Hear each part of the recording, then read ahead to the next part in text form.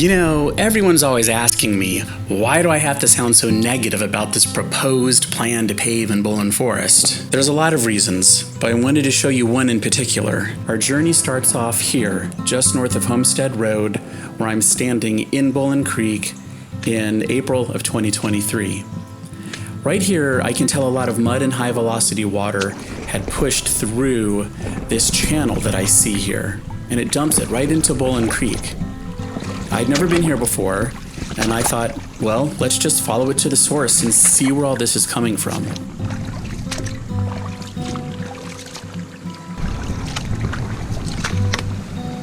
Okay, so this is not normal erosion. That area up over there is what it should actually look like where I'm standing, and not this crazy deep channel that only flows when it rains. So where I'm standing used to be at the same level as the forest floor, about 3 feet higher. So just imagine, where did all the soil go? Well, it's now clogging the bottom of Bolin Creek somewhere downstream.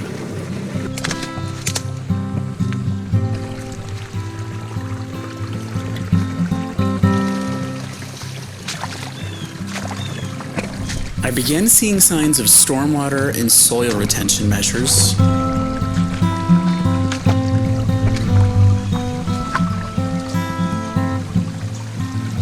Then things got even stranger.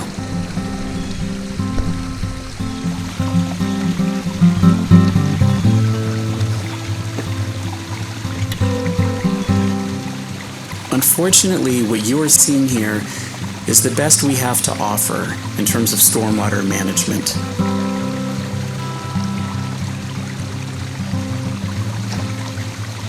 Topsoil gone, a deep cut in earth, and stormwater management materials basically becoming trash. And here, as I walk on a completely man-made fake waterway, I finally realize where I am heading.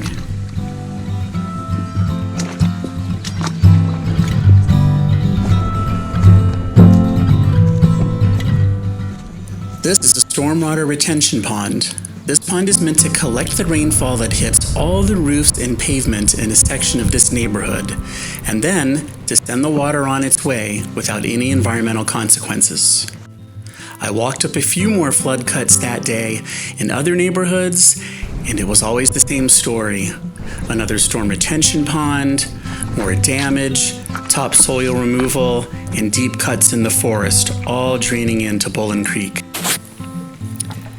I was looking at all of this and thinking about the pro pavers' claim that the easement right beside the creek needs to be paved in order to reduce flooding. But I was seeing the source of the flooding all around me, and it wasn't in the creek. It's in the hardscaped, human-built environment. It's roofs and pavement. I took this footage down near the Wilson Park Bridge when I was floored by how badly stripped and scoured the creek banks have become. I keep hearing about how pavement will stabilize the banks and somehow prevent topsoil from washing into the creek. That's actually not possible. There isn't enough topsoil left in that section of the forest. The sediment in Bolin Creek is being washed down from upstream areas and nearby hillsides. Could paving reduce erosion of the creek bank itself, though? These are images from nearby Sandy Creek Greenway over in Durham. This is what happened to that place. Pavement actually worsened the erosion because water likes to channel under and around hardened surfaces. I admit the Owasso easement can get pretty muddy, and many hope that pavement will get rid of that mud. In this pic, also from the Sandy Creek area, water's standing right on top of the greenway, which is actually on the left side of this photo, believe it or not. So paving in a lowland watershed just creates a place where mud and water can stand for even longer without soaking into the ground. One last thing that we hear a lot about is that paving the forest is an equity issue. The real equity issue, in my opinion, can be found on the Town of Chapel Hill's website, where there is actually a page called When It Floods in Chapel Hill. There are neighborhoods that are listed on this site as flood prone, and many are known historically to be lower income housing areas. So when Bolin Creek floods, so do the homes and parking lots where these people live. If 2 new miles of pavement are placed in this section of Bolin Forest, it will increase the flooding for these citizens. So yeah, it is an equity issue. And I think the equitable thing to do is use the well-kept and paved greenways that we already have in our community.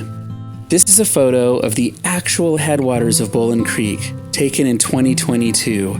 The photo was taken right after Union Grove Farms decided to clear-cut the entire area. See the water there? That's the actual spring.